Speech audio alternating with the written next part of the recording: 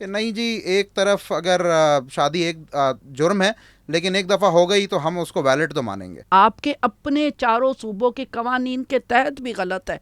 आप उस निकाह को एफसीसी वैलिडेट कैसे कर रही है? कुछ भी नहीं है तो आप नहीं पढ़ाएंगे जब तक आप जाकर उसका उससे ये ना कह दें कि आप अपना एज असेसमेंट टेस्ट करवा के लेकर आए। बस कोई मसला नहीं है, निका नामा बना के ले आइएगा, सारी चीज़ें हलाल हैं। कुछ नहीं करेगी नहीं अदालत, वो क्या बच्ची को आपके हवाले ही करेगी।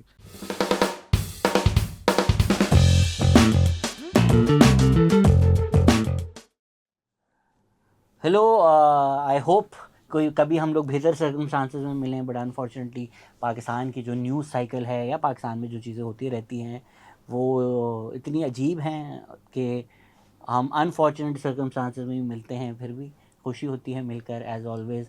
माइनॉरिटीज़ राइट मार्च हो या दीगर कॉजेज़ हों, एक लेजेंडरी एक्टिविस्ट हैं पाकिस्तान की पेस्टर गजाला हमारे साथ हैं। जैसी यहाँ ठीक हूँ, लेकिन मेंटल एंजाइटी का शिकार हूँ इस वक्त। इस मुल्क में रहना और मेंटल एंग्जाइटी का ना शिकार होना मुझे इम्पॉसिबल लगता है। लूक विक्टर लास्ट टाइम भी आए हुए थे पॉडकास्ट पर, कैसे हैं आप? I will second what pastor Gazala has said जिस वजह से हम आज यहाँ पर आए हैं टू डिस्कस द इशू। बस आपसे ही शुरू करते हैं। ये बहुत सारी कन्फ्यूजन है, बहुत सारा प्रोपागेंडा भी है, मिस इन्फॉर्मेशन भी है मारिया शहबाज केस के बारे में। क्या केस है, क्या जजमेंट आया, क्यों कोर्ट ने बोला कि एक 12 साल की बच्ची जो टेक्निकली पाकिस्तान के हर सूबे के कानून के ख़िलाफ़ है, वो अबडक्टर्स को वापस दे दी जाए? देखिए, इन शॉर्ट जो है ये वाकया कुछ इस तरह से है कि एक एक कम उम्र बच्ची, गालबन at the time of her abduction, वो कोई 12.5 साल की, पौने 13 साल की उम्र थी उसकी। और वालिद साहब के पास जो क्लेम कर रहे हैं कि मेरी बच्ची की असल में उम्र ये है, रादर दैन के जो अक्यूज़, जो उसका अगवाकार है, वो क्लेम कर रहा है कि जी 19-20 साल की है। तो उनके पास नादरा की अपनी डॉक्यूमेंटेशन भी है, ये सारी चीज़ें हैं। बहरहाल उन्होंने जो है एक 491 की हेबियस कॉर्पस की पिटिशन फ़ाइल की before the lower courts, before the session court. वहाँ से डिसमिस हुई। उसकी अपील में वो 199 की पिटिशन के अंदर लाहौर हाई कोर्ट के सामने आए। अनफॉर्चुनेटली लाहौर हाई कोर्ट ने उनकी प्ली डिसमिस की, और वो अल्टीमेटली फिर इस उम्मीद के साथ कि कहा तो गया था, वादा किया गया था कि 27वीं आइनी तरमीम से जुडिशरी रिफॉर्म हो जाएगी और बहुत अच्छे जजेस आ जाएंगे, निज़ाम बड़ा और ज़्यादा इंसाफ देने वाला हो जाएगा। तो वो फेडरल कॉन्स्टिट्यूशनल कोर्ट के सामने आ गए कि जी यहाँ से मुझे अब इंसाफ मिल जाएगा। लेकिन फेडरल कॉन्स्टिट्यूशनल कोर्ट का जो एक फ़ैसला आया है, उन्होंने ना सिर्फ मारिया शहबाज के साथ नाइंसाफ़ी की है, बल्कि इस मुल्क को मैं कहूँगा और इसकी कमसन बच्चियों को back to the stone age भेज दिया है। जो फैसला दिया है उसमें उन्होंने ये अपहोल्ड किया है, and relying upon two judgements of 1970, जब आपका जो मौजूदा आइन है इस्लामिक रिपब्लिक ऑफ पाकिस्तान का, वो भी वजूद में नहीं आया था, और जितने आपके आज के मौजूदा कवानीन हैं वो भी नहीं थे। उस टाइम की जजमेंट्स ये थी, और जिस पे रिलाई करके कि आज 2026 के अंदर फेडरल कॉन्स्टिट्यूशनल कोर्ट ने ये कहा है कि भाई गो के चाइल्ड मैरिज क्राइम है, लेकिन एक दफ़ा निकाह हो जाए किसी अडल्ट आदमी का एक कम उम्र बच्ची के साथ, तो वो निकाह अपनी तरफ जायज़ है, और हम उस बच्ची को उसके अगवाकार के हवाले ही करेंगे, रादर दैन के उसके वालदेन के पास उस छोटी बच्ची को भेजें। तो मतलब अगर मर्डर इलीगल है, पर अगर मैंने कर दिया तो फिर ठीक है, अब तो ठीक है, अब तो हो गया बल्कि ना। मैं अगर किसी की डकैती कर लूँ तो मुझे जेल ज़रूर भेजें, लेकिन जो माल मैंने चुरा लिया था वो मेरा ही होगा, वो मैं वापस नहीं करूँगा। तो ये वो वाली तशरीह कर दी है फेडरल कॉन्स्टिट्यूशनल कोर्ट ने। तो ये एक ऐसी जो आप हम आजकल जेफरी एप्स्टीन का बड़ा नाम सुन रहे हैं, और पूरी वेस्टर्न वर्ल्ड एक जो है इस वक्त क्राइसिस में है, कि जिन लोगों को हम एक टाइम पे समझते थे कि जी बड़े कोई वो अच्छे लोग हैं, मुनसफ़ाना लोग हैं, और उनके जो किरदार निकल रहे हैं कि एक्चुअली वो कितना हवस के शिकार थे। अनफॉर्चुनेटली हमारे फेडरल कॉन्स्टिट्यूशनल कोर्ट ने शायद ये समझा कि भाई यहाँ पर भी जेफरी एप्स्टीन्स की शायद कमी है, तो हम एक लाइसेंस ग्रांट कर दें, और ऐसा पक्का लाइसेंस ग्रांट करें कि वहाँ तो चलें, लोग एक्सपोज हो रहे हैं, पकड़े भी जा रहे हैं, उनके ऊपर कुछ ना कुछ एक्शन हो रहा है, हमारे जेफरी एप्स्टीन्स के ऊपर एक्शन ना हो। और हम ये लाइसेंस ग्रांट कर दें कि भाई किसी ने अगर किसी बच्चे के साथ जिनाकारी करनी है, जबरी उसको रेप करना है, सेक्सुअल अब्यूज़ करना है, अगवा करना है, एवरीथिंग विल बी एब्जॉल्व्ड। आप एक निका नामा ले आइएगा ऑन रिकॉर्ड। मैंने पर्सनली जजमेंट नहीं पढ़ा, उन्होंने as a matter of fact agree किया कि उम्र जो है वो 12 साल ही थी। देखें, अब इसके अंदर जब ये केस उनके सामने आया है, तो उनका डिसएग्री करने का ये पॉइंट था कि वालिद साहब की तरफ से जो दस्तावेज़ात पेश किए गए हैं वो जो नादरा का उसका बच्ची का बर्थ सर्टिफिकेट बनाया है उसकी पैदाइश के कोई 6-7 साल बाद बना था। आज तक जो सुप्रीम कोर्ट की, क्योंकि अब तो सुप्रीम कोर्ट ये हो गया है और ये बकौल इसी जजमेंट के अंदर जो हसन अजहर रिजवी साहब ने कहा है कि भाई हम सुप्रीम कोर्ट जो एक्चुअल था इतने सालों से उसके आज तक किसी विजडम को हम मानने के मोहताज नहीं हैं और इसीलिए वो अपनी कुछ विजडम्स आजकल ईजाद कर रहे हैं और यही न्यू ईजाद उन्होंने की है कि एज अपोज टू जो आज तक एक सेटल्ड जूरिस्प्रूडेंस रही है और ये पाकिस्तान के वजूद से ये जूरिस्प्रूडेंस डेवलप हुई है कि कभी भी एज का तनाज़ा हो कि एक जो आपके सामने शख्स है उसकी एज डिटरमिन करनी है तो you have to see foremost the NADRA documentation और ऐसी नादरा डॉक्यूमेंटेशन जो इंसिडेंट से पहले रजिस्टर हुई हो। इट डजेंट मैटर कि वो मेरी पैदाइश के कितने अरसे बाद रजिस्टर हुई हो। Let's be honest, we live in a day and age, हम एक ऐसी कंट्री में रहते हैं जहाँ पे नादरा मेगा सेंटर्स अभी ईजाद होना स्टार्ट हुए हैं। हम एक ऐसी उसमें रहते हैं कि गुर्बत की वजह से, इलिटरेसी की वजह से बहुत सारे वालदैन, बहुत सारे लोग, बच्चों के क्या शनाख्ती कार्ड, वो तो उनके अपने शनाख्ती कार्ड नहीं बने हुए होते। तो उस सूरत के अंदर जो जूरिस्प्रूडेंस आज तक सेटल हुई थी, and I will site a case which I remember 2023 PLD page 536 of the supreme court, और ये 3 मेंबर जजमेंट है। उन्होंने बड़ा वाजे इसमें कहा है कि whenever there is a crisis question regarding the age of the person before us, तो आपकी जो एक हायरार्की है of logic on how to determine the age, you first see whether there is credible NADRA record. अगर NADRA record credible है before the incident register हुआ है तो आप उस पर रिलायंस प्लेस करें। अगर ऐसा रिकॉर्ड नहीं है और इंसिडेंट के बाद है, देखें इंसिडेंट के बाद रिकॉर्ड होता है तो एक इंसान के जहन में उबाम आता है कि शायद ये उसको कवर करने के लिए कुछ फॉर्ज किया है, कुछ किया है, तो देन यू सीक कि कोई एजुकेशनल रिकॉर्ड तो नहीं है। इंटेंट ये है कि एजुकेशनल रिकॉर्ड कोई 10 साल पुराना, 20 साल पुराना होगा, उस वक्त तो बंदे के जहन में नहीं होगा ना कि मैंने फॉर्जरी करनी है, कुछ करनी है, तो वो उससे आप डिटरमिन कर सकते हैं कि इसकी असल एज क्या है। और अगर ये भी नहीं है then you go for a medical age assessment test, जो 4 से 5 डॉक्टर्स की मेडिकल टीम बैठ के, वो डेंटल सर्जन भी देखता है, दांतों के उससे अपना सारा जो है वो करते हैं, ऑसिफिकेशन टेस्ट होता है हड्डियों का, गायनाकोलॉजिस्ट अपना ओपिनियन देता है, वगैरह वगैरह करके एक मेडिकल बोर्ड अपना ओपिनियन देता है कि मेडिकल साइंस के मुताबिक लगभग इस इंसान की उम्र क्या है। और अच्छा चलें, ये तो हो गई एक बात। इसके ऊपर इन्होंने जो ये एतराज़ पहली दफ़ा उठाया है कि हम इसलिए इस नादरा के रिकॉर्ड को शक की निगाह से देखेंगे क्योंकि ये उस बच्ची की पैदाइश के चंद साल बाद रजिस्टर हुआ था और अगले दिन जाके रजिस्टर नहीं करा लिया था। ये एक अनफाउंडेड प्रोपोजिशन इन लॉ है। दूसरी वजह जो है, जो जिस बेसिस के ऊपर उन्होंने इसको क्रेडिबल ना जानने की अपनी दलील दी, वो ये दी कि इसके बच्ची की बहन के साथ गालबन जो उसके नादरा रिकॉर्ड के साथ थोड़ी डिस्क्रेपेंसी आ रही है, वो ये आ रही है कि शायद सिर्फ 8 महीने का फ़र्क आ रहा है। चलें, मैं यहाँ अगर for the sake of proposition and if I was sitting as a जज और मुझे ये उभाम होता है कि जी कल को पता नहीं फॉर्ज डॉक्यूमेंट तो नहीं है, in no circumstance when there is an ambiguity कि ये जो आपके सामने अलेज्ड बच्चा है, आपको नहीं पता कि ये बच्चा है जैसे पेरेंट्स क्लेम कर रहे हैं या जैसे अक्यूज्ड और वो बच्ची खुद in presence of the accused claim कर रही है कि नहीं जी मैं जो मेजर हूँ, लेकिन ना उसके पास CNIC है और आपको इनके बर्थ सर्टिफिकेट्स के ऊपर शक हो रहा है। The safest course of action, जो कि आपके लाहौर हाई कोर्ट ने बैक इन 1979 जजमेंट रिपोर्ट हुई थी 1989 PCRLJ पेज 1758 और उसे अपहोल्ड किया था सुप्रीम कोर्ट ने, and judgment reported as 1985 SCMR, if I am not wrong the page is 742।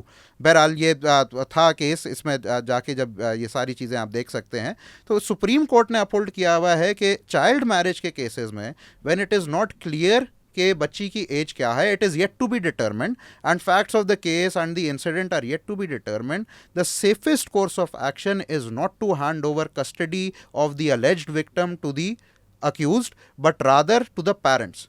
और आई ऑल्सो अंडरस्टैंड कि हम एक ऐसे माशरे में रहते हैं कि जहाँ पे ये बिल्कुल एक क्लियर परसेप्शन एक जज के माइंड में आ सकता है कि शायद ऑनर किलिंग ना हो जाए, पेरेंट्स की वजह से भी बच्चे के साथ ज्यादती ना करें।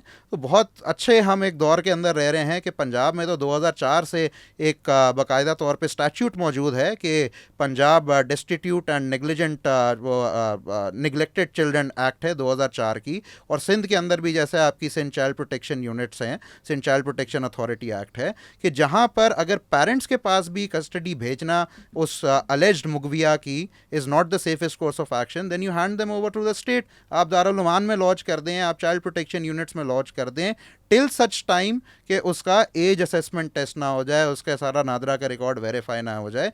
इसकी पीछे लॉजिक क्या थी सुप्रीम कोर्ट की बैक इन द डे ये प्रोपोजिशन अपहोल्ड करने के लिए कि कल को अगर ये after investigation, after verifying all of these age assessment test and NADRA record, ये हम तय पाते हैं अल्टीमेटली कि ये बच्ची इनफैक्ट माइनर थी, तो we would have saved that child rather than कि अगर हमने उसको अक्यूज़ के हवाले कर दिया होता और 6 महीने बाद सारी चीज़ें जब सामने आती हैं और पता चलता है ये माइनर बच्ची है, तो उसका अजाला कौन देता जो 6 महीने वो अक्यूज़ की कस्टडी में थी। तो काफ़ी केस लॉ साइट हुआ है। अगर somebody is lost us on this track, सिर्फ स्पेसिफिक्स मैं नहीं बोल रहा, मैं एग्जांपल दे रहा हूँ कि अगर मारिया शहबाज का 2007 में रजिस्टर हुआ है, वो क्लेम कर रहे हैं कि 2000 की पैदाइश है और 7 में हमने रजिस्टर किया है, और कोर्ट कह रही है कि हमें ये शक लग रहा है कि आप कह रहे हैं कि आपने 7 साल बाद किया है लेकिन ये गलत है। हाँ, लेकिन उनके तो नुकसान में है, क्योंकि अगर वो 7 साल पहले पैदा हुई थी वो तो उम्र बढ़ा देती है। नहीं वो देखें Right. 2000 की उसकी पैदाइश नहीं है, जो एक्चुअल जो क्लेम है of the parents that is 2012। Okay, ठीक है, वो इस वक्त जो है वो 12.5-13 साल की उसकी उम्र आ रही है। जो क्लेम ऑफ द पेरेंट्स है दैट इज अराउंड 2012 के बच्ची की पैदाइश ये है। Registration NADRA it's in 2019, it's in 2019। ठीक है। तो वो उस बात के ऊपर आ रहे हैं, बट वो जो मैं बात कर रहा हूँ कि जो आज से पहले फेडरल कॉन्स्टिट्यूशनल कोर्ट के इस फैसले से पहले जो एक सेटल्ड जूरिस्प्रूडेंस 1947 से लेके और वो 2026 इसको तक थी, इसमें कोई फॉलो नहीं हुई, उसको कंसिडर भी नहीं किया। तो एज उन्होंने नहीं और एस्टैब्लिश किया। नहीं ऑसिफिकेशन टेस्ट नहीं हुआ, इस पे कोर्ट नहीं हुआ ना। हाँ, They just उन्होंने talked कोई about measures नहीं this. लिए, उन्होंने कोई मेजर्स नहीं लिए कि जो है वो हम इसकी एज डिटरमिन करें during the course of these proceedings. उन्होंने वो छोड़ दिया कि आप ट्रायल कोर्ट के पास जाएं, जो भी जाएं। आप तो लॉयर हैं, पर जब तक पहला फैक्ट जो हर चीज़ डिटरमिन करता है वो फैक्ट उन्होंने साइड स्टेप कैसे कर दिया? मतलब जब तक पूरा केस ही एज पे खड़ा हुआ है ना। मैं इस पर बात करूं, देखिए ये पहला केस नहीं है। हम कोई 22 बच्चियां थ्रू इनकी एडवोकेसी और इनकी टीम के ज़रिए हम रिकवर कर चुके हैं। और आरजू राजा केस बहुत मशहूर है, नेहा परवेज़ का केस बहुत मशहूर है। इन सारी जो 22 बच्चियां, जिनमें एक सिख भी है, हिंदू भी है और ज़्यादा क्रिश्चियन बच्चियां हैं, मुस्लिम बच्ची भी है, इन सारे केसेस में ऐसा ही था कि वो अबडक्टर ये दावा करता था कि एज जो है वो 19 साल है। इवन नेहा परवेज़ के केस में it is much reported in the Dawn newspaper, Neha Parvez case court proceedings, उसके केस में उसके वालदा की तरफ से भी और उसके वालिद की तरफ से भी ये 3 फोरम्स पे गया कि ये बच्ची तो 19 साल की है और ये फातिमा है और इसने मर्ज़ी से शादी की है। इवन उन्होंने जो अबडक्टर्स ने पेरेंट्स को भी इन्फ्लुएंस किया, लेकिन ऑसिफिकेशन टेस्ट हुआ और नेहा साबित हुई 13 साल की। ठीक है, आरजू का भी यही था। इतना सोशल मीडिया पे शोर था, उसकी इतनी स्टेटमेंट्स बाहर आ रही थी, मैं तो मुसलमान हूँ, मैं तो 19 साल की हूँ, अपने 45 साल के बाप को भी बता रही थी कि मैं 9th क्लास की स्टूडेंट हूँ, मैं 19 साल की हूँ। लेकिन ऑसिफिकेशन टेस्ट ने साबित कर दिया कि वो छोटी है, 13 साल की है। मल्टीपल केसेस जहाँ सिंध हाई कोर्ट में हम विन कर चुके हैं, ट्रायल कोर्ट्स में विन कर चुके हैं, जहाँ पर अबडक्टर दावा करता है कि ये 19 साल की है या 20 साल की है, लेकिन और बच्ची भी कोर्ट के आगे जाकर कहती है मैं 19 साल की हूँ, क्योंकि वो उस वक्त उनके दबाव में होती है। उस सूरत में कोर्ट का क्या काम बन जाता है? सबसे पहले तो नादरा के जो डॉक्यूमेंट्स है वो आपका अदारा है, गवर्नमेंट का अदारा है ना अबडक्टर का है, ना पेरेंट्स का है, ना उस बच्ची का कोई उस उधर इन्फ्लुएंस है। सबसे पहले तो आपको उन डॉक्यूमेंट्स को अहमियत देनी चाहिए। आरजू राजा केस में दोबारा रेफ़र कर दूंगी, उसमें तो उन बच्चियों के बाई बर्थ इंश्योरेंस भी हुई थी। वो कैथलिक स्कूल में जाने वाली बच्ची थी, उसका every record was maintained by the parents, लेकिन फिर ऑसिफिकेशन टेस्ट ने उसकी एज को मुतय्यन किया। अब सवाल यहाँ पर ये पैदा होता है जो क्योंकि ज़्यादा कानूनी बात हुई है तो मैं थोड़ा सा उसको सादा करके, क्योंकि बच्चियों को हम शेल्टर में रखते हैं और डील करते हैं उनसे। मुझे समझ नहीं आती कि जो बच्ची क्रिश्चियन फैमिली में पैदा हुई है ना, और वो क्रिश्चियन तरीके से बढ़ रही है, क्रिश्चियन उसकी एजुकेशन है, सारा उसका मज़हब क्रिश्चियन है, अचानक ये जो एक तो ये मैरिज सर्टिफिकेट बहुत इम्पॉर्टेंट है इसमें, जिसको डिस्कस करना है, उसकी कानूनी हैसियत देखनी है। दूसरा ये जो अचानक मज़हब तब्दीली का सर्टिफिकेट आ जाता है, ये जो मसीही ख़ानदान में पैदा हुई हुई बच्ची है उसको ऐसे शरई कवानीन का पाबंद बना देती है, जिसकी वजह से जो उसको एज अ चाइल्ड जो प्रोटेक्शन अवेलेबल है उससे भी महरूम कर देते हैं। क्योंकि शरीयत कह रही है, शरई लॉ जो है वो कह रहा है। अच्छा, अब ये जो मज़हब अचानक मज़हब तब्दीली का सर्टिफिकेट है, पूरे चारों जो सूबे हैं पाकिस्तान के, उन चारों सूबों में ये कवानीन बन चुके हैं और पार्लियामेंट ने बनाए हैं, शरिया कोर्ट से अप्रूव होकर बने हैं। ऐसा ही है लोग, बिल्कुल ऐसे, बिल्कुल ऐसे। क्योंकि ये है कि उसे चैलेंज किया जा सकता है शरिया कोर्ट, उसको अगर कोई वो इस्लाम के मैं खिलाफ आपको है। थोड़ा सा इस पे बता देता हूँ कि देखें, हम कहते तो हैं और खुशी भी महसूस करते हैं हमारे मुसलमान दोस्त जब कहें कि ये मुल्क पाकिस्तान है, तो कहा जाता है जी इस्लामी जमहूरिया पाकिस्तान है। ज़रूर है, बिल्कुल आर्टिकल 2 में बड़ा वाज़े लिखा हुआ है कि इस्लाम इज़ द स्टेट रिलीजन, और आर्टिकल 2A में बड़ा वाज़े दिया हुआ है कि ये माशरा जो है, ये जो पार्लियामेंट है, ये सारी चीज़ें जो चलनी हैं ये आपके कुरान और सुन्ना के मुताबिक चलनी है।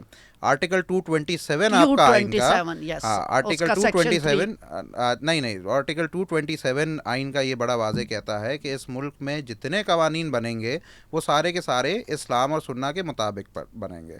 इस्लाम और सुन्ना से हट कर कोई कानून बन ही नहीं सकता। पार्लियामेंट ने जो कानून साजी करनी है वो इस्लाम और सुन्ना के मुताबिक करनी है। हाँ, उसका जो सेक्शन 3 आप कह रही हैं वो इस बात पे कहता है कि जो माइनॉरिटीज़ के, रिलीजियस माइनॉरिटीज़ के पर्सनल लॉज हैं उसका इम्पैक्ट इस चीज़ पे नहीं होगा, क्योंकि नेचुरली वो तो उनके अपने मज़हब के हिसाब से होगा। बट माई प्रोपोजिशन इज़ कि ये जो चाइल्ड मैरिज रिस्ट्रेंट लॉज है जिनका आप जिक्र कर रही हैं, ये इसी पार्लियामेंट ने बनाई हैं, इस्लामी जमहूरिया पाकिस्तान की, और आर्टिकल 227 के एम्बिट में बनाई हैं, और ये जानकर बनाई हैं कि ये इस्लाम के मुताबिक हैं, रादर दैन कि जो ये कहा जाता है कि नहीं जी 18 साल से कम उम्र की शादी शायद इस्लाम प्रोपोगेट करता है। बल्कि लेकिन हमारे जो आइन के मुताबिक जिनके पास स्वाबदीद है ये डिटर्मिन करना कि इस्लाम की सही तशरी क्या है और इन्फोर्सेबल तशरी क्या है, उन्होंने तो ये जानकर कि भाई इस्लाम की ये टीचिंग है कि 18 साल से कम उम्र की शादी नहीं हो सकती, इस माशरे के लिए ज़रूरी है कानून साजी, उन्होंने ये कानून बनाया।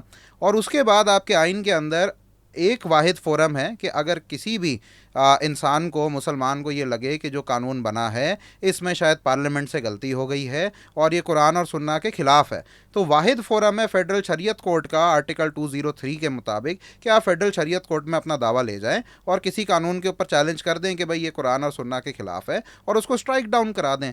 चाइल्ड मैरिज रिस्ट्रेंट एक्ट 1929 और आपके Sindh child marriage restraint act 2013 को, इन दोनों कवानीन को फेडरल शरीयत कोर्ट के सामने दो मुख्तलिफ औकात पे चैलेंज किया गया।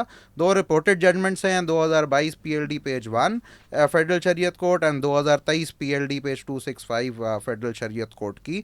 दोनों टाइम फेडरल शरीयत कोर्ट ने चाइल्ड मैरिज रिस्ट्रेंट लॉज को अपहोल्ड किया है कि ये कुरान और सुन्ना के ख़िलाफ़ नहीं है, ये इस्लाम के इंजंक्शंस के मुताबिक हैं।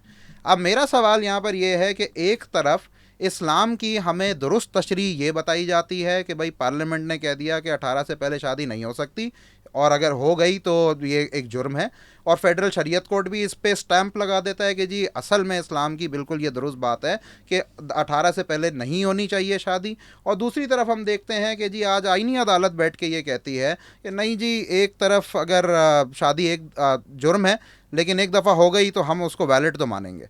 नहीं, मेरा यहाँ ये बिल्कुल आपने सही एक्सप्लेन किया, लेकिन मेरा क्वेश्चन यहाँ पे ये है कि ये सारे जो कवानीन बने हैं ये फेडरल शरिया कोर्ट ने उनको अप्रूव किया है, चैलेंज हुए, अप्रूव हो गए, लेकिन जब ये कोई माइनॉरिटी की बच्ची होती है, चाहे वो क्रिश्चियन है, क्योंकि यहाँ पर मारिया क्रिश्चियन है, मैं उसको यहाँ पर इसलिए लेकर आऊँगी, वो हिंदू बच्ची है या क्रिश्चियन बच्ची है, जैसे ही उसको अचानक मज़हब तब्दीली का शिकार बनाया जाता है, उसके बाद ये निकाहनामा और ये जो कबूल इस्लाम की सनत है वो उसकी सारी जो हैसियत है उसको कैसे बदल देती है, उन कवानीन की हैसियत को भी बदल देती है।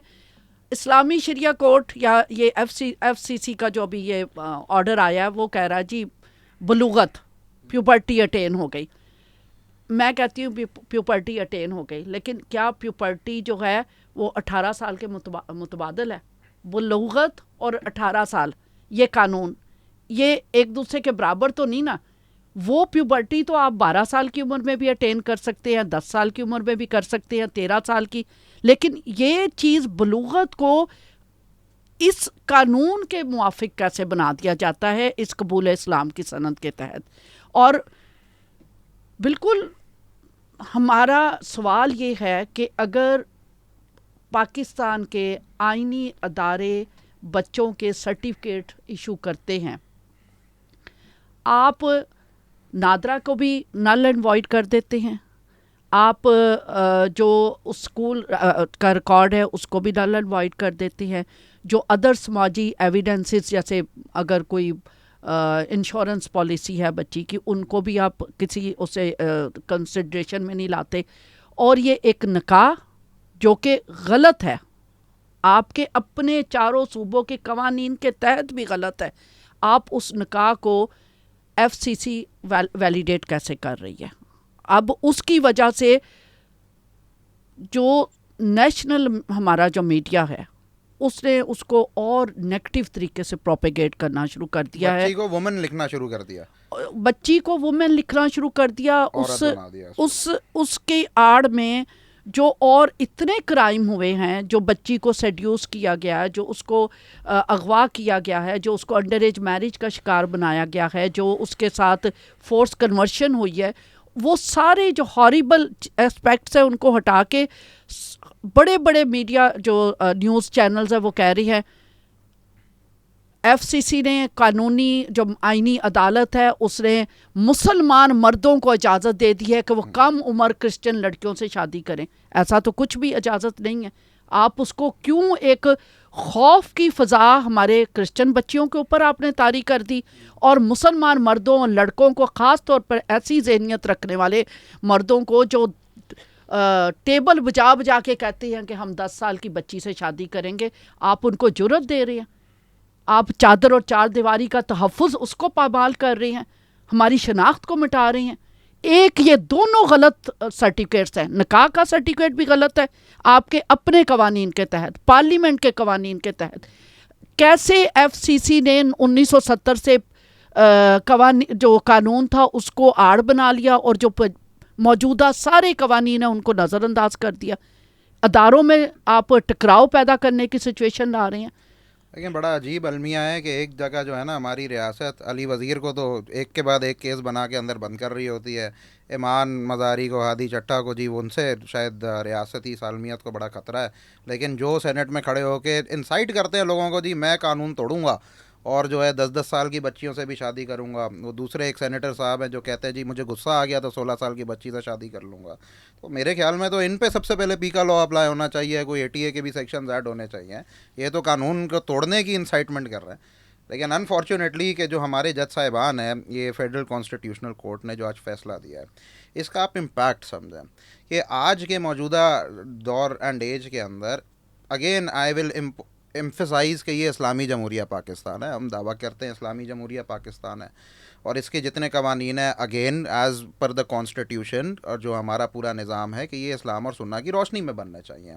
और इस्लाम और सुन्ना की रोशनी के अंदर ही आज के मौजूदा जो कवानीन हमारे पास हैं वो ये हैं कि एक अच्छे माशरे के अंदर, इस्लामी माशरे के अंदर 16 साल की कम उम्र लड़की से आप उसकी कंसेंट के साथ भी अगर कोई अजवाजी ताल्लुक़ तो जोड़ने की कोशिश करें, आप सेक्शुअल इंटरकोर्स करने की कोशिश करें, तो वो स्टैट्यूटरी रेप के ज़िम्मे में आता है, क्योंकि हमारा लेजिस्लेशन ये रिकग्नाइज़ करता है कि 16 साल से कम उम्र बच्ची की ज़हनी जो एक वो मैच्योरिटी होती है वो उसने अचीव नहीं की हुई होती। और एक चीज़ जो मैं ऐड करूँगा, जो आपने प्यूबर्टी वाली बहुत अच्छी बात स्टार्ट की, ये एक गलत नोशन दिया जाता था कि दीन इस्लाम के अंदर हमेशा सिर्फ puberty is the sole benchmark, कि प्यूबर्टी अचीव हो गई शादी के लिए राइप है और शादी करा दो इसकी। फेडरल शरीयत कोर्ट ने जो कि शरिया को एक्सपैंड बता रहा है, समझा रहा है कि भाई ये शरिया कहता है, उसने 2012 PCRL RLJ पेज 11, बड़ी वाज़ेह जजमेंट है कि इस्लामी तौर तरीके से जो एक शादी है, वैलिड मैरिज है, उसमें सिर्फ प्यूबर्टी की रिक्वायरमेंट नहीं है बल्कि रुश्त की भी Mental, रिक्वायरमेंट है। yes. एक लीगल कैपेसिटी का अचीव होना बहुत ज़रूरी है। और आपका जो Sindh child marriage restraint act uphold हुआ है, child marriage restraint act 1929 uphold हुआ है फेडरल शरीयत कोर्ट से, इन दोनों जजमेंट्स में भी उन्होंने कहा है कि भाई शादी के लिए सिर्फ प्यूबर्टी वाली बात ख़त्म करें, puberty is no longer just the sole requirement. और बहुत ज़रूरी है कि शादी दीन इस्लाम के मुताबिक वैसी होनी चाहिए कि जब एक जो जिसकी शादी हो रही है उसके पास लीगल कैपेसिटी उसने अटेन की हुई हो, और उसकी उम्र तय कर दी है 18 साल।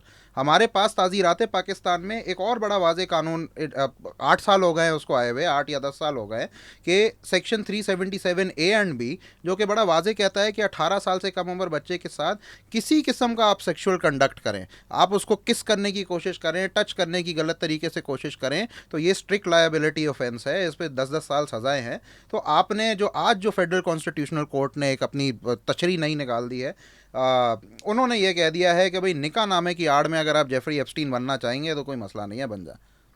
नहीं तो इसके लिए ठीक है, हमारे पास फोरम है जहाँ जाकर हम इनको लीगली चीज़ों को दुरुस्त करने की कोशिश करेंगे। लेकिन मेरा सवाल ये है कि 12 साल की या 13 साल की बच्ची जब उस एबडक्टर को दे दी गई है, ये होना चाहिए था कि आप बच्ची लें दारुल अमान में या चाइल्ड प्रोटेक्शन कोई भी जो आपका इंस्टीट्यूट है उसमें डाल दें। अभी यहाँ सितंबर में ये केस लूक विक्टर इनकी टीम देख रही थी, वो जो बच्ची उस वक्त हम नहीं देख रहे थे, हमें मिला ही वो तब था कि व्हाट हैपेंड वाज, बड़ा अच्छा बात आपने स्टार्ट की है कि ये जो फेडरल कॉन्स्टिट्यूशनल कोर्ट की जो बेंच थी जिन्होंने ये फैसला दिया है, देयर आर 2 जजेस। ये जो ऑथर किया है इस जजमेंट को वो हसन अजहर रिजवी साहब हैं। और personally speaking while he was on the bench in the Sindh high court, तो मुझे अच्छे एक समझदार जज हमेशा जाहिर होते थे। I was a fan of his judgments, और काफ़ी बट डिसएग्रीमेंट्स कुछ चीज़ों पे हो सकती हैं, बट जनरली एक अच्छा था। At least I personally did not expect him to pass a judgment in oblivion of all of the settled laws जो इस वक्त इस मुल्क के अंदर हैं। लेकिन जो उनके साथ बेंच पे जो शेयर कर रहे थे ये बेंच, वो हैं करीम खान आगा साहब। और हमारे सुनने में आता था कि पीपल्स पार्टी जो हैं उनके तो बड़े खास ख़ास थे। एंड जब ये 27th अमेंडमेंट आ रही थी, जब वो सब आपस में वो कर रहे थे कि भाई आपके मुताबिक किस सूबे से कौन कौन ऊपर जा रहा है, तो एवरीबडी न्यू के सिंध से जो है के आगा साहब तो जा रहे हैं। और बहरहाल वो अपनी जगह जो है, और हम तो इस उम्मीद से थे कि जी अगर पीपल्स पार्टी के आगा साहब को एक सीट ऐसी फरमा रही है कि he sitting on the highest court of the land, तो जी कोई तो बात होगी, इंसाफ तो बांटेंगे। लेकिन इट इज़ वेरी अनफॉर्चुनेट कि उनकी एलिवेशन से कोई 1 या 1.5 माह पहले या चंद हफ्ते पहले, I don't know, he was elevated in October या नवंबर ही, सितंबर में इन्होंने one of his last judgments as जज of the Sindh high court एक ऐसी तरीके से, यहाँ तो 12 साल की मारिया शहबाज थी, सिंध हाई कोर्ट के सामने एक मुसलमान 12 साल की बच्ची थी शैनीला, उसे भी इसी तरीके से अगवाकार के हाथ भेज दिया था। और मेरे ख्याल में अभी कोई 2 या 3 हफ्ते हुए हैं, वो द लेटेस्ट न्यूज़ इज़ कि फैमिली ने बताया है कि वो बच्ची खुद भाग के आ गई है, उसके साथ पता नहीं क्या क्या अब्यूज़ किया है, क्या कुछ नहीं किया, और उसके बहुत बुरा हाल हुआ है उसका।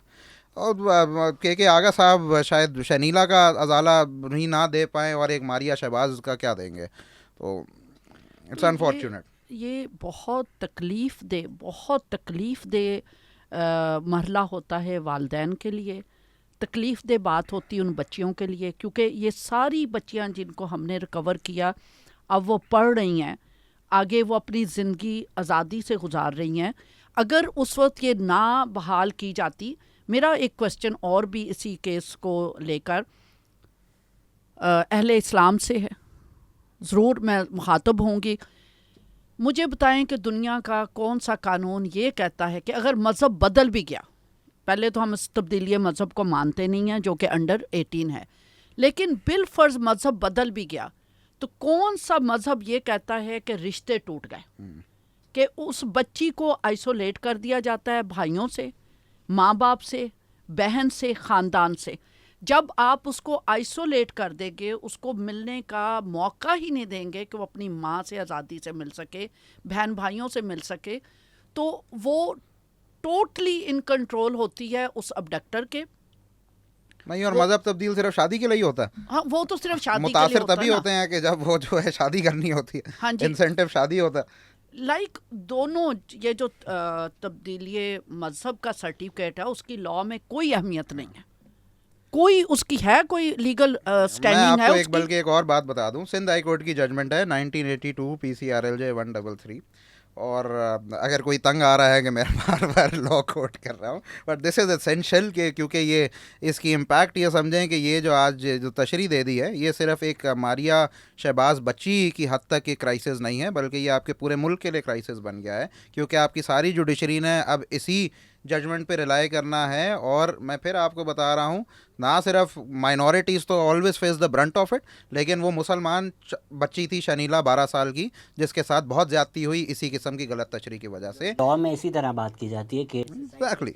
ऐसा नहीं है कि आप कमेंट्स में लिखना शुरू कर दें कि ये क्रिश्चियंस के जाकिर नाइक हैं, इसी तरह बात होती है। मैं आपको एक इंटरेस्टिंग बात जो मैं बताने लगा था, मैं आपको बताता इट इज रिटन। हाँ, मैं आपको इसमें बताऊं कि ये जो मैं केस का हवाला दे रहा हूँ, सिंध हाई कोर्ट के सामने बैक इन द डे 1982 के अंदर एक चाइल्ड मैरिज का केस आया। और वो चाइल्ड मैरिज का केस क्या था, एक क्रिश्चियन आदमी ने मुसलमान बच्ची को अगवा किया और चाइल्ड मैरिज उसके साथ कमिट की, लेकिन खुद भी कन्वर्ट हो गया। वो करने के लिए जो अब यहाँ पर एक मुसलमान आदमी अबडक्ट करता है और बच्ची को कन्वर्ट करता है, वो मुसलमान बच्ची से शादी करने के लिए खुद कन्वर्ट हो गया था।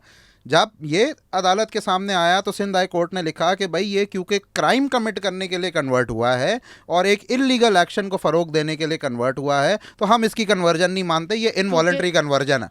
क्योंकि वो मुसलमान था और वो कन्वर्ट हो रहा था, वो क्रिश्चियन था तो कन्वर्ट हो रहा था, इसलिए जी वो गलत कन्वर्जन थी, वो गलत कन्वर्जन थी कि वो हाँ जी, वो क्रिश्चियन था।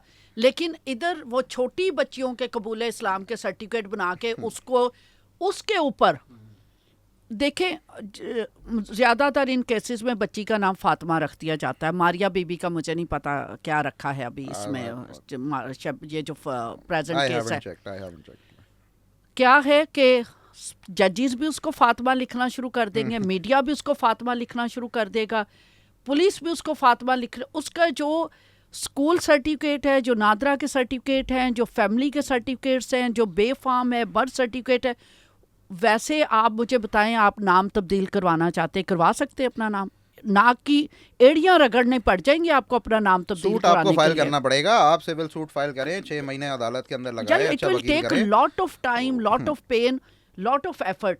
लेकिन यहाँ पर एक वो सर्टिफिकेट जिसकी वजह से उसका उस झूठ के गिर्द पूरी चीज़ बना दी जाती है। और जो सबसे ज़्यादा मैं कह रही हूँ ना, ये कवानीन का टकराव है। जब आप जिस आर्टिकल को 227 को आप कोट कर रहे हैं और उसका सेक्शन 3 है, जब वो ये कहता है कि जो मुस्लिम कवानीन जो हैं वो जो माइनॉरिटीज़ के जो पर्सनल लॉज हैं वो उसको इम्पैक्ट नहीं करेंगे।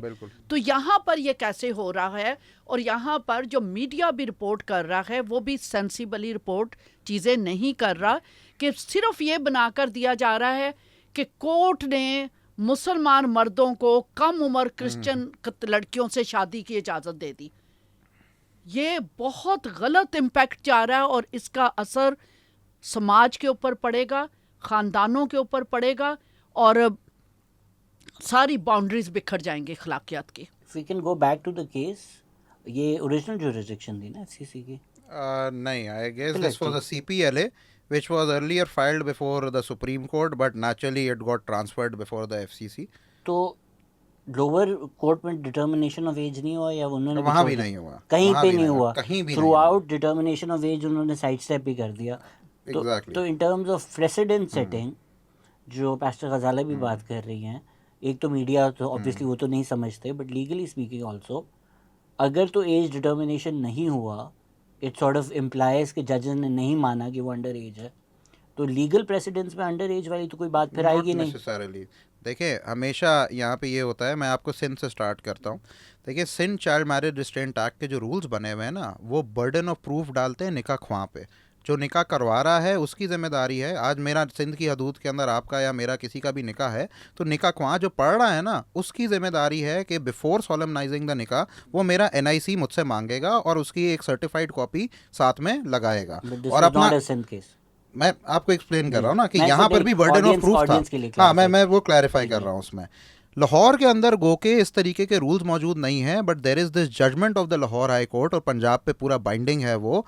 2020 PLD पेज 811, 811 पेज है उसका। तारिक सलीम शेख साहब की गालबन वो जजमेंट है। उन्होंने बड़े वाजे गाइडलाइंस दी हैं कि भाई ये मेनेस ऑफ जो चाइल्ड मैरिज है ना, ये रुकेगा तब जब आप जो इसका सोर्स है निकाह ख्वाह पे पाबंदी लगाएंगे, और उन्होंने पाबंदी डायरेक्शंस दी हैं, 2 binding directions all across Punjab, कि आप जो है आज के बाद जो भी निकाह ख्वाह पढ़ा रहा है वो साथ में बच्चे का, जो बच्चा नहीं, जो भी क्लेम कर रहा है कि मैं अडल्ट हूँ, तो आप उसका NIC मांगेंगे। NIC नहीं है तो आप उससे बेफॉर्म बर्थ सर्टिफिकेट कोई चीज़ मांगेंगे कि भाई तुम 18 के हो भी या नहीं हो। कुछ भी नहीं है तो आप नहीं पढ़ाएंगे जब तक आप जाकर उससे ये ना कह दें कि आप अपना एज असेसमेंट टेस्ट करवा के लेकर आएँ। बट ये फॉलो नहीं हो रहा। These laws are there since, ये 2020 की मैं आपको जजमेंट बता रहा हूँ, सिंध का 2016 की ये रूल्स आए हुए हैं। अगेन माशरे की सोच का इशू है Shahzad. What I am saying is कि जब हम एक ऐसे माशरे में रहते हैं कि हमारे जो कौम के नुमाइंदे हैं, अब नुमाइंदे ही आप टेक्निकली कहें कि जो पार्लियामेंट में बैठे हुए हैं, सेनेट में बैठे हुए हैं, वो खुद लोगों को कह रहे हैं जी बेकार कानून है, इसको वायलेट करो, हम भी वायलेट करेंगे, कोई मसला नहीं है, वायलेट करो। लीगली स्पीकिंग आप कह रहे हैं पंजाब हाई कोर्ट या लाहौर हाई कोर्ट का बाइंडिंग है, बट FCC पे तो नहीं है। FCC पे तो कुछ भी बाइंडिंग नहीं है। उन्होंने कहा कि 47 से आज तक जो सुप्रीम कोर्ट ने फैसला किया है जी, आज से हम तो सब वाइट वॉश कर अनफॉर्चुनेटली, मतलब जाहिर बात है, हम ये नहीं कह रहे कि ये केस फॉलो होना चाहिए एज अ पर्सन के मैं चाहता हूँ ये फॉलो हो, लेकिन जो हमारा लीगल सिस्टम है, FCC को अब रिस्पॉन्सिबल बना दिया है कॉन्स्टिट्यूशनल इंटरप्रिटेशन के लिए। उन्होंने एक इंटरप्रिटेशन दे दी है, उन्होंने एक कानून दे दिया है। तो जिस तरह पहले सुप्रीम कोर्ट का जजमेंट हर कोर्ट पे बाइंडिंग होता था, वन वुड अज्यूम कि FCC ने अब जो ये दे दिया है, it is now binding on every court, but you disagree with that. भाई देखें, एक इन दोज टर्म्स जैसे आप बिल्कुल कह रहे हैं कि इसका जो रेशो डिसेंडेंडाए जो भी करके कहते हैं, आई एम सॉरी, तो वो जो है उसका रेशो इस केस का, again if it is based, मेरी जो अपनी प्रोपोजिशन है and I stand by it, कि मैं इस फैसले को as a citizen of Pakistan obeying the constitution, I do not find bound by a case law जिसके अंदर जो कवानीन हैं वो डिस्कस ही नहीं हुए। उसका जो रेशो है कुछ है ही नहीं। उसका रेशो क्या है? इट इज़, अनलेस आप उसको FCC से ही रिव्यू करवाएं। नहीं देखें, रिव्यू नहीं भी होता ना, but what I am trying to differentiate is, मैं अपनी एक सोच कर रहा हूँ, people might disagree with me, कि देखें एक केस हुआ, उसके अंदर टोटली पेटेंटली इलीगल एक कोई फैसला दे दिया, और एक जो कानून इन फील्ड था उसका तस्करा भी नहीं किया। उसका क्या मतलब है कि उस वर्डिक्ट के बाद से वो कवानीन बिल्कुल नल एंड वॉइड हो गए हैं? Not at all, they are to be ignored. But अगर आप सिंध हाई कोर्ट में कल को जज कर रहे हैं, आपकी ऑपोजिशन ने ये जजमेंट साइड किया, आप जाकर ये तो नहीं बोल सकते कि वहाँ पर no I can, that is what I am saying, that is what I am saying कि देखें सर, इस केस के अंदर when this was being heard, इन्होंने ना तो 375 PPC का तस्करा किया कि भाई 16 साल से कम उम्र बच्ची जो है वो सेक्सुअल इंटरकोर्स नहीं कर सकती। इन्होंने इस जजमेंट के अंदर 377A का भी डिस्कशन नहीं किया कि 18 साल से कम उम्र बच्चा किसी गैर के साथ कोई भी सेक्सुअल एक्टिविटी नहीं कर सकता। इन्होंने इवन अबडक्शन की जो स्टैट्यूटरी इसमें अट्रैक्ट होते हैं provisions, by the way for the audience as well, कि अगर 16 साल से कम उम्र बच्ची कह भी दे कि मैं अपनी मर्जी से गैर आदमी के साथ गई हूँ, हर मर्जी इज़ नो मर्जी in the eyes of the law. Section 361 of the Pakistan penal code बड़ा वाजे डिफाइन करता है किडनैपिंग फ्रॉम लॉफुल गार्डियनशिप, कि किडनैपिंग का चार्ज अट्रैक्ट तब होता है कि जब वालदैन की मर्जी के बगैर आप उनकी 16 साल से कम उम्र बच्ची को वालदैन की कस्टडी में से ले जाएं। All of these laws have not been discussed in this judgment. ये कहीं भी इन चीज़ों को डिस्कस करके और केस एंड हैंड नहीं करता। अगेन, अगर सिंध हाई कोर्ट का आपने एग्जांपल दिया, कहीं भी कोई भी केस आता है जहाँ पे 375 लगा हुआ होगा, तो आप जो है आपका 361 लगा हुआ होगा, and all of these laws which I am citing, तो आई कैन डिफरेंशिएट कि सर ये जो जजमेंट आई थी, हाँ एग्जैक्टली जो इसमें हो रहा है वो इधर नहीं हो रहा। एग्जैक्टली अब इस जजमेंट को आप हटा, अब आई थिंक सो। और हमारी तो देखें, माइनॉरिटी राइट्स मार्च ने एक जो प्रेस रिलीज दी थी, और हमारा जो एक क्लेम है, even as citizen the concern citizen of Pakistan, हम सबसे पहले तो अटर्नी जनरल पाकिस्तान को, मंसूर उस्मान अवान साहब को पुकारते हैं कि भाई ये आपकी ज़िम्मेदारी है कि आप देखें कि आपकी एक आइनी अदालत ने एक इतनी एक कैटास्ट्रॉफिक जजमेंट दे दी है, तो आप इसका रिव्यू फाइल करें। फिर जिम्मेदारी बनती है हमारी मरियम नवाज़ साहिबा, क्योंकि बहुत दावा करती हैं कि माइनॉरिटीज़ के फेवर में वो हैं, तो अपने प्रोसिक्यूटर जनरल से भी एक रिव्यू फाइल करा दें कि भाई पंजाब की बच्ची के साथ, हमारी कौम की बेटी है, 12 साल की बच्ची, क्रिश्चियन बच्ची के साथ नाइंसाफ़ी हो गई है, छोड़ दें। नहीं मैं कहता कि जी जजेस ने कोई मैलिशियस थॉट की वजह से कहा, असिस्टेंस उनको दे दें, रिव्यू फाइल करें, बता दें सर आपसे जो है ये चीज़ आप नज़रसानी आप इस पे कर लें क्योंकि आपने उस टाइम पे कंसिडर नहीं की थी। तो ये जिम्मेदारी रियासत की बनती है। अल्टीमेटली रियासत हमारा कस्टोडियन है, दावा करता है रियासत कि जो है ना सारी चीज़ों से जी हम पाकिस्तानियों को अच्छा रखेंगे, महफूज रखेंगे और माइनॉरिटी सेफ़ हैं तो फिर रिव्यू फाइल करें।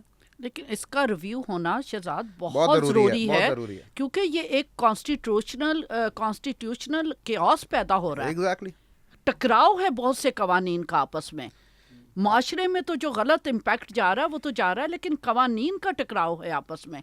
और इसके लिए बहुत ज़रूरी है कि इसको जो जितने क्या Pakistan international child protection rights के जो ऑर्डिनेंस हैं, क्या उनका सिग्नेटरी नहीं है?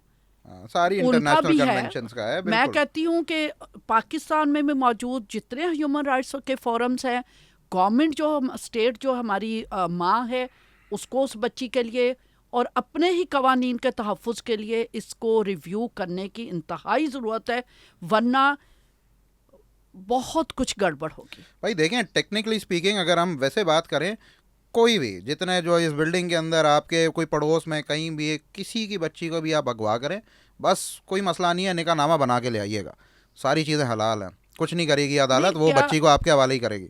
ये चीज़ अब हमें, मैं कहती हूँ, मैं आपकी पॉडकास्ट की मार्फत जो नेशनल मीडिया है उससे भी पूछना चाहूँगी कि आप बार बार ज़ोर दे रही हैं कि आप अहले किताब की कम सिन बच्चियों से शादी कर सकते हैं। ऐसी कोई इजाज़त ना दी गई है ना है आपको, और हम क्रिश्चियन हैं, हमारे बच्चे जो पैदा होते हैं उन पे क्रिश्चियन लॉ अप्लाई होना चाहिए और वो क्रिश्चियन मैरिज एक्ट 1872 है उसको अप्लाई करें। और मैं वो इसको क्लैरिफाई कर देता हूँ, ये गलत तशरीह दी जा रही है मीडिया की तरफ से, एंड आई एम सरप्राइज्ड कि इतने बड़े बड़े न्यूज़ आउटलेट्स डॉन, जियो, ARY, ये इतनी मतलब उन्होंने या तो ऑर्डर पढ़ा ही नहीं है या वो ऑर्डर पढ़ते हुए वो 2 लाइनें भूल गए कि इस FCC के अंदर अगर कोई एक अच्छी बात है ना जो कि उन्होंने इन अकॉर्डेंस विद लॉ की है, वो सिर्फ वाजे उन्होंने ये कर दिया है कि अगर तो ये बच्ची eight the time of her alleged marriage ये मुसलमान कन्वर्ट होके नहीं होती, अक्यूज़ का दावा है कि भाई ये बच्ची कन्वर्ट हुई, मुसलमान हुई, फिर हमने निकाह किया। उन्होंने ये कहा है कि अगर ये बच्ची कन्वर्ट नहीं होती और क्रिश्चियन ही होती eight the time of the निकाह तो फिर मौलवी निकाह नहीं पढ़ा सकता था, क्योंकि बड़ा वाजे है कि एक क्रिश्चियन लड़की की और मुसलमान लड़के की शादी मुस्लिम फैमिली लॉज ऑर्डिनेंस के तहत नहीं हो सकती।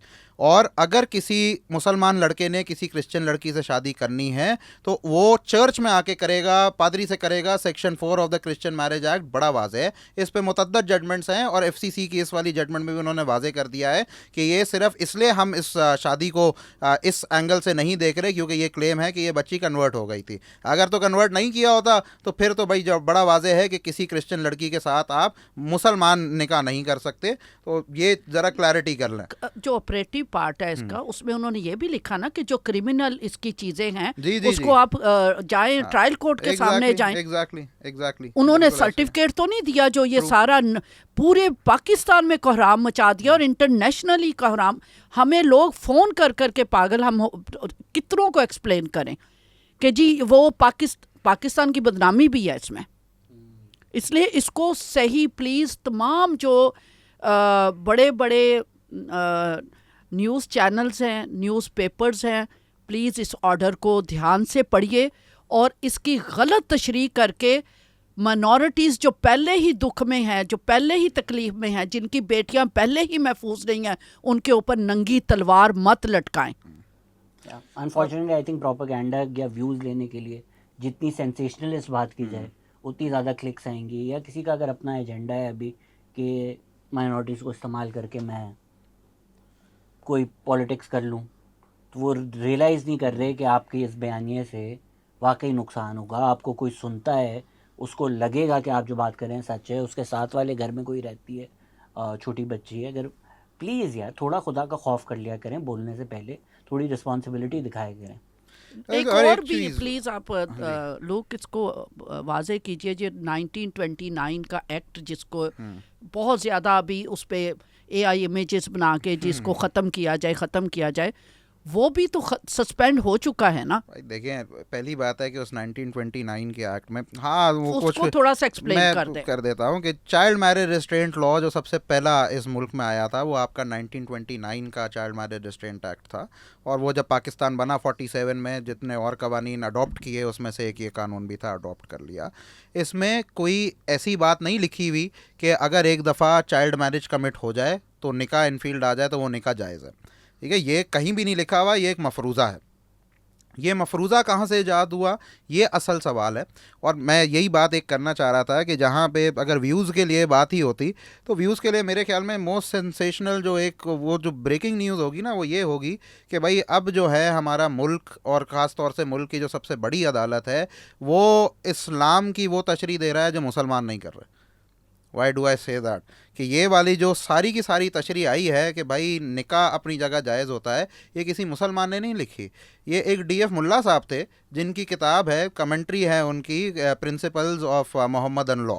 एक, अच्छा, डीएफ मुल्ला जब कहते हैं ना, और बहुत सारे लोग वो उसमें बोल भी जाते हैं रवानगी में, तो वो एक अजम्पशन होता है जी मुल्ला लिखा हुआ है, ये मुसलमान था कोई, he was a Parsi, he was a Parsi. हम ऐसे मुल्क में रहते हैं जहां आपके आर्टिकल्स 41 और 91 या 92 है कि भाई आपका मुल्क के इस्लामी जमहूरिया पाकिस्तान का सदर और प्राइम मिनिस्टर मुसलमान ही सिर्फ बन सकता है, और कोई नॉन मुस्लिम इसलिए नहीं बन सकता कि वो दलील ये देते हैं कि भाई वो एक इस्लामी जमहूरिया है, उसको इस्लाम के मुताबिक लेके चलना है, तो नॉन मुस्लिम्स को क्या पता कि जी इस्लाम क्या होता है क्या नहीं होता, और कोई मुसलमान ही समझा सकता है। लेकिन यहाँ पर हम सारी की सारी जो अपनी आर्ग्यूमेंट बेस कर रहे हैं कि नहीं जी वो इस्लाम में निकाह तो अपनी जगह जायज़ होता है और बच्चियों को उनके अबडक्टर्स के हवाले कर दें, इसकी आड़ के अंदर ये किसकी तशरीह पे जा रहे हैं? डीएफ मुल्ला साहब। और इस जजमेंट में भी डीएफ मुल्ला साहब पे ही रिलाई किया जा रहा है। और इस जजमेंट में जो एक्चुअल 3 जजमेंट्स को साइट किया जा रहा है, एक 1962 की है सिंध हाई कोर्ट की। अच्छा, और ये मैं बता दूं कि एक तरफ एफसीसी बड़ा, और वो भी मैंने खबर पढ़ी क्योंकि इस ऑर्डर के अंदर ही वो ऐसा नज़र रिजवी साहब ने भी ज़रूरी समझा कि भाई मैं वजाहत दूं कि भाई हम सबसे टॉप ब्रास बैठे हुए हैं, हम पे कोई चीज़ बाइंडिंग नहीं है, सिर्फ वो चीज़ हम देखेंगे जो हमारी मर्ज़ी की होगी, तो हम हाई कोर्ट के प्रेसिडेंट को भी फॉलो कर लेंगे। हाई कोर्ट का 1962 का इन्होंने प्रेसिडेंट साइट किया है, और 1970 के 2 जजमेंट्स इन्होंने साइट किए हैं, एक मुसम्मात Bakhshi versus so and so और एक Mauj Ali versus so and so. इन तीनों जजमेंट्स के अंदर सरप्राइजिंगली सेम जज साहब बैठे हुए थे उस टाइम के, जस्टिस वहीदुद्दीन साहब। और जब आप इवन एनीबडी हैविंग थोड़ी सी भी लीगल नॉलेज, जब आप ये तीनों ऑर्डर्स पढ़ेंगे, दे आर्ट इवन जजमेंट्स होती हैं कोई चीज़, जब उसका रेशो तब होता है कि कोई प्रिंसिपल ऑफ लॉ आप डिसाइड कर रहे हो। आप ये 2-3 पेज की ये जो तीनों जजमेंट्स हैं इसकी ये पढ़ेंगे, 2 से 3 पेजेस की ये छोटे छोटे ऑर्डर्स हैं, इसके अंदर कोई लीगल प्रिंसिपल डिसाइड नहीं हो रहा। इस प्रोपोजिशन को सिर्फ इस बात के ऊपर रेस्ट किया जा रहा है कि भाई अगर चाइल्ड मैरिज रिस्ट्रेंट एक्ट में अगर उसकी वायलेशन में कोई निकाह हो जाता है तो गो के वो क्राइम है, लेकिन अपनी जगह जायज़ भी है। ये सिर्फ और सिर्फ डीएफ मुल्ला साहब की जो कमेंट्री है उसके ऊपर बेस बना के कर रहे हैं। तो ये कहाँ से ये हमारी क्रीपन हुआ, लेजिस्लेशन में तो नहीं हुआ लेकिन जूरिस्प्रूडेंस में क्रीपन हुआ। और इन 3 जजमेंट्स के बाद उन्होंने ना एक बड़े उसके अंदर कि भाई हाई कोर्ट्स ने वो यही सेम प्रोपोजिशन रखी है, किसी भी एक भी जजमेंट के अंदर कभी भी कवानीन डिस्कस नहीं हुए, इन तीनों जजमेंट्स का हवाला देकर इसको बेस बनाकर तो ऐसी प्रोपोजिशन आगे कर देते हैं।